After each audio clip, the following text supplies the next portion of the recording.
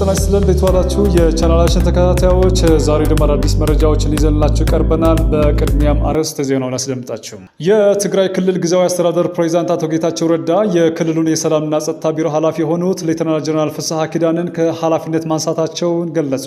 የወረባቦ ወረዳ ዋና አስተዳዳሪ አቶ ፈንታው ከበደን ጨምሮ 3 ሰዎች በታጣቂዎች በተፈጸመባቸው ጥቃት ተገደሉ። የትግራይ ክልል ጊዜያዊ አስተዳደር ፕሬዝዳንት አቶ ጌታቸው ረዳ የፌዴራል መንግስት በትግራይ ክልል ጣልቃ ለመግባት በቂ ምክንያት እንዳለው ተናገሩ።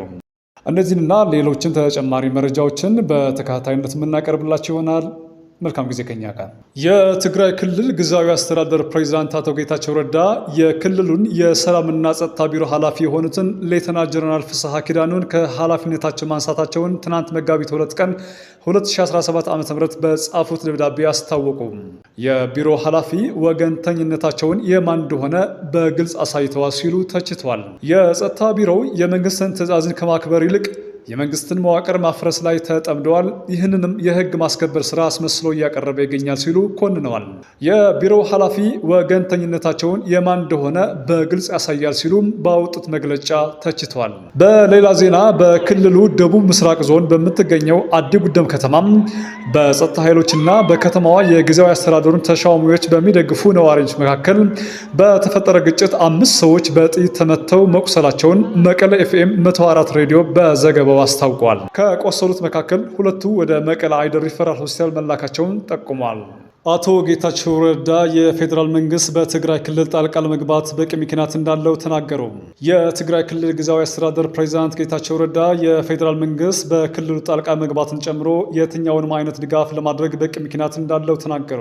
ፕሬዝዳንቱ ይህን ያሉት በትግራይ ክልል ስላለው ወቅታዊ ጉዳይ ከትግራይ ቴሌቪዥን ጋር ባደረጉት ቆይታ ነው። ግማሽ ሰዓት ገደማ በፈጀው ቃለ መጠይቅ በቅርቡ ስላገዷቸው የትግራይ ሰራዊት ከፍተኛ አዛዦችና በክልሉ ስለነገሰው ውጥረት ማብራሪያ ሰጥቷል። አቶ ጌታቸው በእንግሊዝኛ በሰጡት በዚህ ቃለ ምልልስ የፕሪቶሪያ ስምምነት አካል የሆኑት የፌዴራል መንግስትና ዓለም አቀፍ ማህበረሰብ በትግራይ ያለው ሁኔታ እያሽቆለቆለ መምጣቱንና የፕሪቶሪያ ስምምነት መፍረስ የሚያስከትለውን ትልቅ ችግር ከግምት ውስጥ ማስገባት አለባቸው ብለዋል። የትግራይ ጊዜያዊ አስተዳደር ፕሬዝዳንቱ ትናንት ማክሰኞ አመሻሽ በማህበራዊ ትስስር ገጻቸው ላይ ባሰፈሩት ጽሁፍ ይህ ድፍረት የሞላበት እርምጃ በትግራይ ህዝብ ላይ ወደሚካሄደው አውዳሚ ጦርነት ከማምራቱ በፊት የፕሪቶሪያ ስምምነት ባለድርሻ አካላት እንዲቃወሙት ጠይቋል። በዚህ ሳምንት መጀመሪያ ሰኞ መጋቢት 1 2017 ዓ.ም ሜጀር ጀነራል ዮሐንስ ወልደ ጊዮርጊስ፣ ሜጀር ጀነራል ማዕሾ በየነ፣ ብርጋዴር ጀነራል ምግበይ ኃይለ እንዲሁም ማክሰኞ ዕለት ጀነራል ፍስሐ ኪዳኑ ላይ ጊዜያዊ እግድ እንደተጣለባቸው ይታወቃል። የአቶ ጌታቸው ረዳ ፊርማ ያረፈበት የእግድ ደብዳቤ ከፍተኛ የሰራዊት አመራሮች የታገዱበት፣ ከመንግስት ውሳኔ ውጪ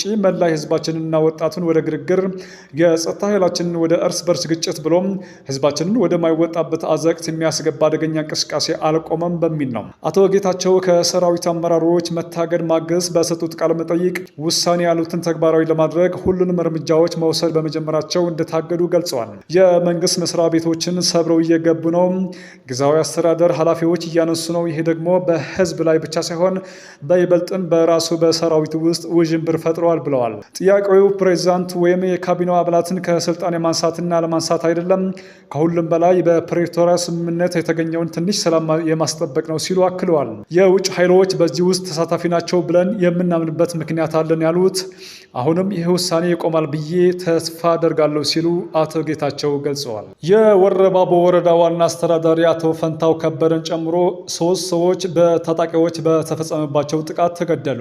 በአማራ ክልል ደቡብ ወሎ ዞን የወረባቦ ወረዳ አስተዳዳሪ የሆኑት አቶ ፈንታው ከበደን ጨምሮ 3 ሰዎች ትናንት መጋቢት 2 ቀን 2017 ዓ.ም በታጣቂዎች በተፈጸመባቸው ጥቃት መገደላቸውን የወረባቦ ወረዳ አስተዳደር አስታወቀ።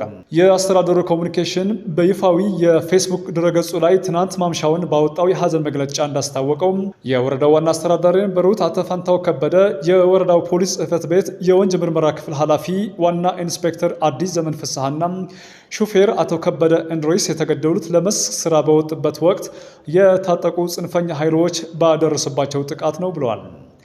ህዝብን ለማገልገል ደፋ ቀና ሲሉ በጉዞ ላይ የነበሩ የወረዳ አመራርና ባለሙያዎች መንገድ ላይ አድፍጠው ጠብቀው ገድለዋቸዋል ያለው መግለጫው ጽንፈኛ ኃይሎች በሐሳብ ትግል ማሸነፍ ያልቻሉትን በጠመንጃ ለማስፈጸም መሪ በሄደበት እየጠበቁ ተደብቀው ጥቃት በማድረስና በመግደል ዓላማቸውን ለማሳካት እየጣሩ ይገኛሉ ሲሉ አክለዋል።